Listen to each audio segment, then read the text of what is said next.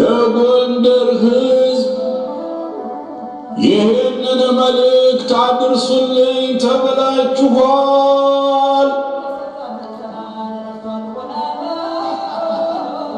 ካህንና ሽማግሌ ወልደ ክርስቶስ ተክሌ ከጎንደር ከተማ።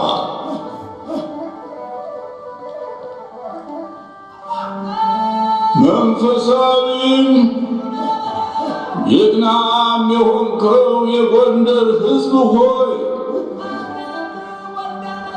ዛሬ ቁጭ ብዬ አለቀስኩ። ዕድሜ ልኬን ለአምላኬ ለክርስቶስ ቅዳሴና ውዳሴ ሳቀርብ ነበር። ምነው ይሄን ሳልሰማ ወደ አንተ ተጠርቼ በነበረ ብዬ ጌታዬን ንጉሴን አምላኬንና አባቴን ኢየሱስ ክርስቶስን ዛሬ አለቀስኩበት። 101 ዓመት ከምኖር ይህን ክፉ ቀን እንዳላይ ምነው በእናቴ ማፀን ዋወኝ በቀረው ነበር ብዬም አነባሁ።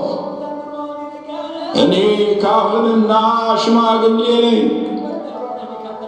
ዛሬም ነገም ልሞት እችላለሁ።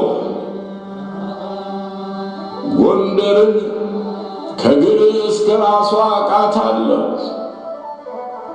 የክህነቴ ቦታ፣ የትውልዴ ቦታ፣ የእድገቴ ቦታ ናትና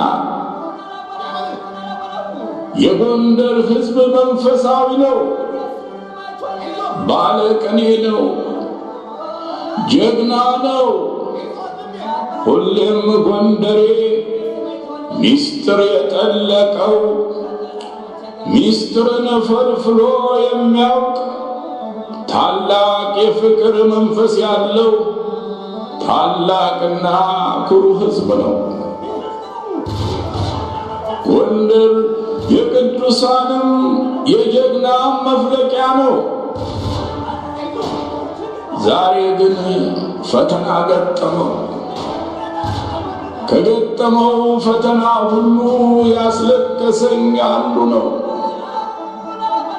የጎንደር መሬት ወደ ሱዳን ቢከለል የጎንደር ሕዝብ ጀግና ነውና አያስወስደው። ቢወሰድም ጎንደር የጀግና መፍለቂያ ነውና ያስመልሰዋል። እኔን ያስለቀሰኝ የጎንደርን ሕዝብ እነዚህ ክፉ መንፈስ ያዛቸው ገዢዎች ቅማንትና አማራ ብለው ከፍለው እርስ በርሱ እንዲገዳደል ማድረጋቸው ነው። እንግዲህ ስሙኝ፣ እናንተ ሁላችሁ በክርስቶስ ደም አንድ የሆናችሁ አንድ ወገን ናችሁ። ምንም ልዩነት የለባችሁ። ቅማንትና አማራ አንድ ወገን ነው። እናንተ የአዳም ልጅ የዮቶሮ ልጅ የኢትዮጵያ ልጅ ናችሁ። አሁን ለጎንደር ሰው ይሄ ምስጢር ይጥፋው። እናንተ ዘመናዊ ትምህርት የተማራችሁ ምሁራኖች ነገር የማትመረምሩት የአባቶቻችሁን ታሪክ የማትፈትሹት ስለምንድን ነው? አሁን ቅማንትና አማራ መጣላት ያለበት ሕዝብ ነው?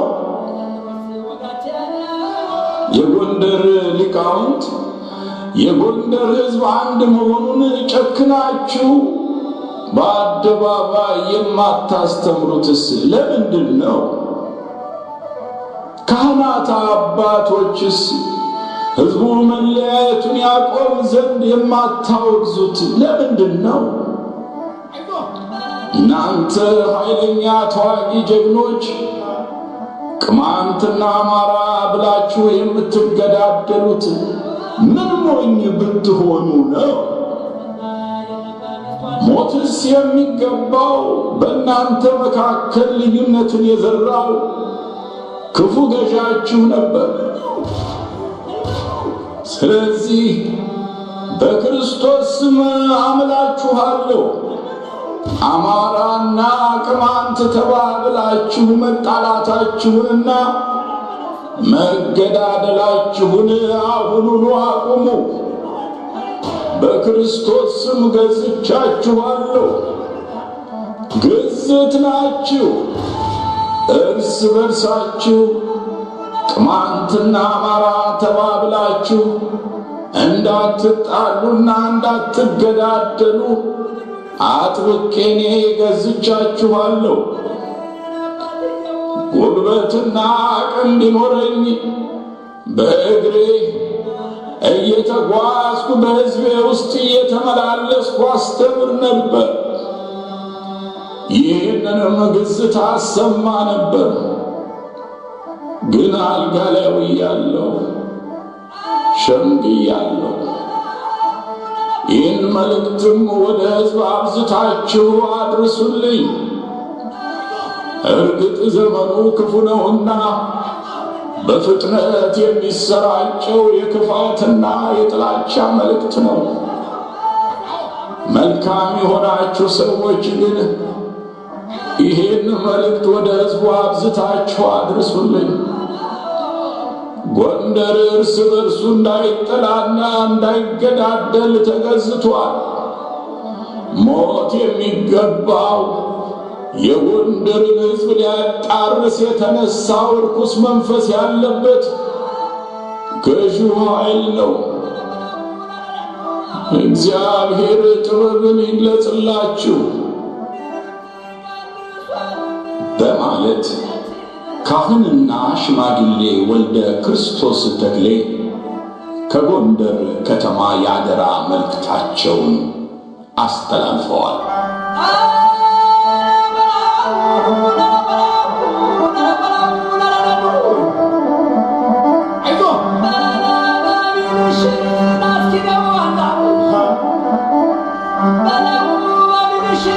You know